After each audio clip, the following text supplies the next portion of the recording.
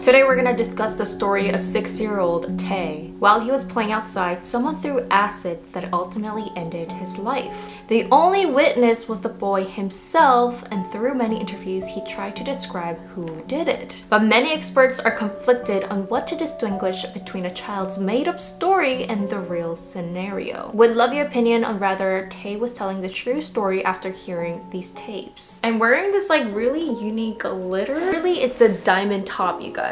Thank you guys all for tuning in to today's episode and hitting that like button. It really helps me out a lot. And you guys know sponsors really help me to continue making these videos. And today I want to say thank you so much to Birch. First of all, if you can beat me on how long you've been using your old mattress, because I've been using it for 20 years, you guys. 20 years. But I've been going to chiropractor because I've been having really bad spine and neck problems. But I did not realize that switching my old mattress to Birch organic, non-toxic, high quality mattress, it would literally change my life. Birch mattresses use organic latex, New Zealand wool, American steel springs, and organic cotton. I didn't even know the mattresses were toxic. Delivered free right to my door, and then when I opened the mattress, there was absolutely no toxic smells. I totally forgot that we spend 1/3 of our lives in bed. It made me realize how important mattresses are and how it affects your health. Birch mattress lets you have a 100-night sleep trial along with 10-year warranty. So try it, and if you don't like it, they come and pick it up for you at your door, and plus you get a refund, so honestly there's no risk here. So if you're like me and you were looking for a new mattress after 20 years, I have a link down below so you guys can get $200 off. Thank you so much to Birch, and remember to click the link down below to check it out. So this case happened in the Daegu area of Korea. It was May 20th, 1999, where a healthy little 6-year-old Taewon, but we're gonna call him TAE for this video, just came out of his mother's salon, grabbed his bags, and started walking down his usual street to go to the academy.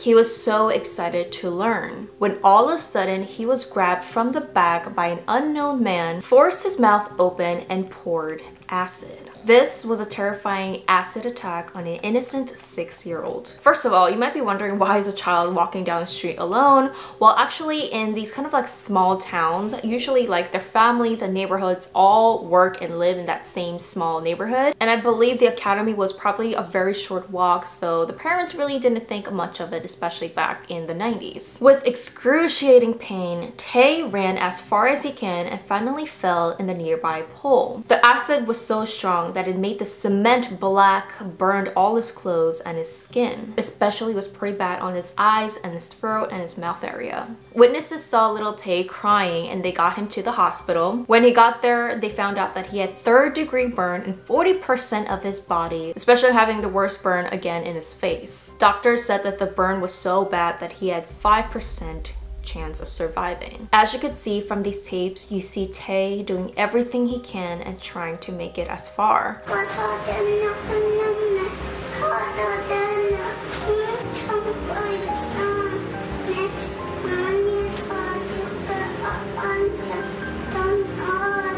TAE survived for 49 days and eventually passed away. One of the only witnesses was TAE, the little boy himself. During those 49 days, the parents did everything that they can to question TAE and get him to talk so that they could figure out who has done this. It was really heartbreaking to see these tapes because he is in excruciating pain, and you're trying to ask this little 6-year-old for detailed information of what happened and who he saw and who he heard. In total, the parents record over 300 minutes of TAE speaking about the day he was attacked. With his weak little voice, the mother asked, "Who are you talking to?" "Mom." The mom also asked what he did before the incident, such as, "Remember, you went to Aunt's house, you went for some errands," and things like that. Asking him basic questions in order to see if the child was in the right mind to answer further questions. So it seems like TAE right now is in a good memory and he recalls everything in reality. Then mom asked what happened after.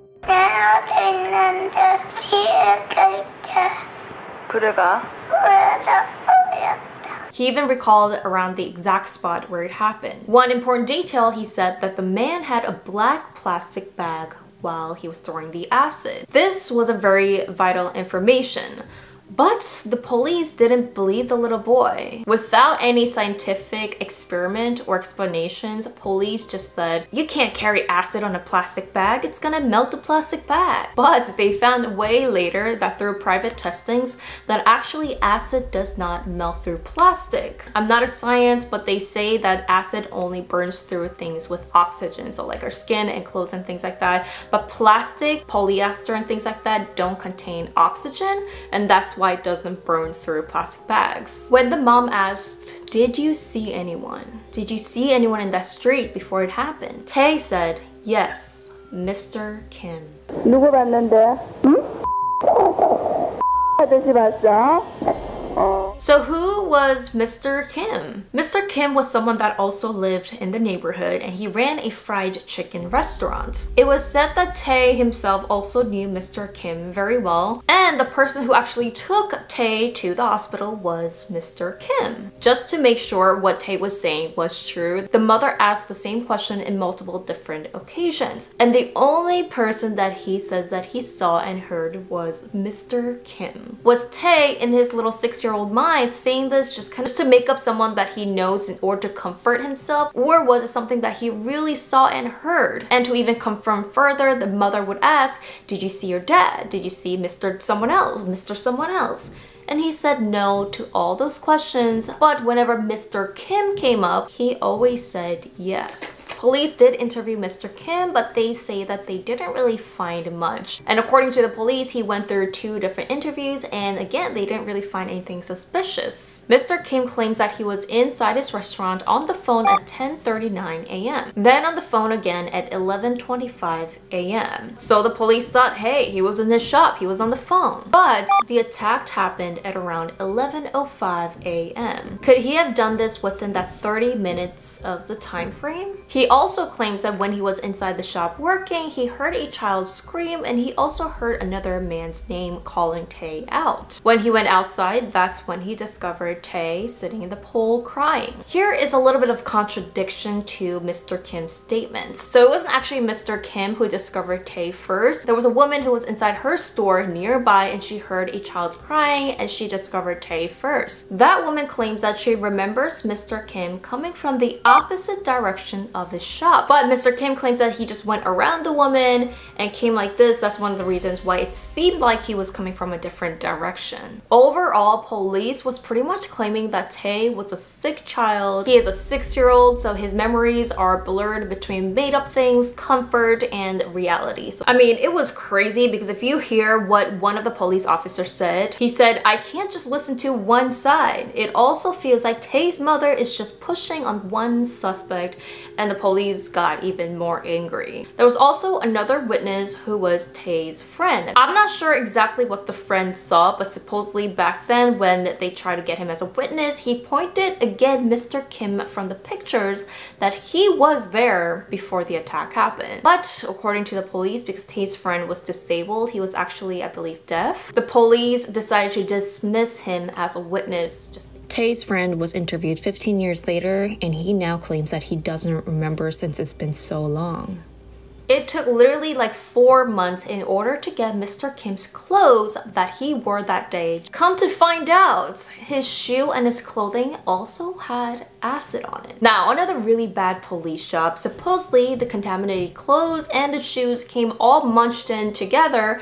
So Mr. Kim was claiming that number one, well, he was the one who took Tae to the hospital, so obviously he's also gonna have acid on his clothes and shoes. Number two, the police was saying that the shoe and clothes came in all contaminated together, so technically the acid on the shoes or the clothing could have got mixed up. They can't tell if this acid was from the attack or from him actually bringing Tae to the hospital. So yeah, even the evidence went to trash. I mean, it is possible that obviously because Mr. Tae probably grabbed the child, he could have got acid on himself as well. But other experts believe that the way that his clothes were stained wasn't correlating with someone that was just helping someone and got acid on their clothes. But again, that was never proven. That was just something said way later on. If if the suspect was Mr. Kim, what could have been the possible motive? Like I said, this is a small town where everybody knows everybody. So it was found out that Mr. Kim had a very hard time with money and he was really struggling. So he went around the neighborhood asking others to borrow money. Eventually, Mr. Kim started asking Tae's aunts and uncle to borrow a large sum of money, which the family had declined. It was said that Mr. Kim even went on his knee to beg to Tae's uncle to borrow the amount of money, and when the family declined and decided to pour his anger and revenge on the family. After the case having no credible witnesses and Tae himself passing away, this case went cold. And years later, obviously still the parents seeking for justice, they were able to get the attention of the documentaries and media, and they were able to provide a couple experts. There are many complicated factors to this because people believe that children could obviously, yes, have real facts and memories. Number two, they could have been coerced by someone like a parent. Number three, they could have heard something on TV by someone else and make up these imaginations. And number four, it could be a comfort thing where they just name someone that they know closest. But all of these experts agree that Tae was most likely naming the real scenario of what happened that day. Experts say usually when a child repeats the same answers in different forms, it's not just a child making things up or been coerced, and it is most likely that it is honest truth. Another odd thing was Tae didn't talk about the woman that found him when he was crying on the pole. He only repeated that he heard Mr. Kim's voice multiple times. But remember, Mr. Kim claimed that he was inside his shop working when he heard a child screaming. So the documentary wanted to prove if it was possible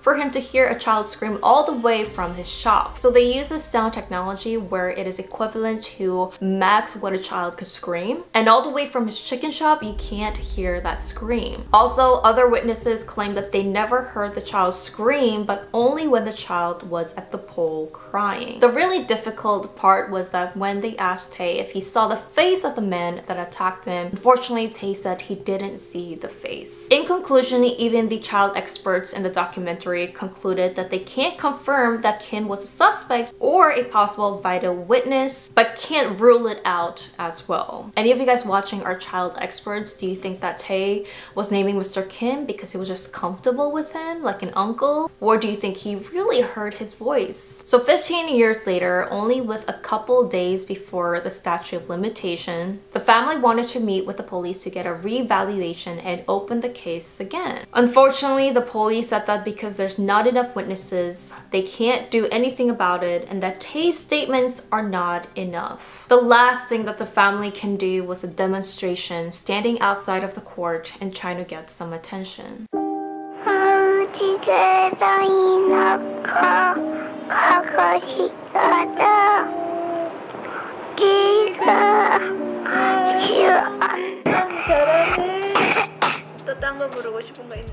And back in 2014, Tae's father sued Mr. Kim for connection to Tae's case. I'm sure the father couldn't just watch this case go cold. But unfortunately, due to lack of evidence, the case was dismissed and left as a cold case even till today. 잘 자. 태연이도 잘 자. 엄마 보고 있을게.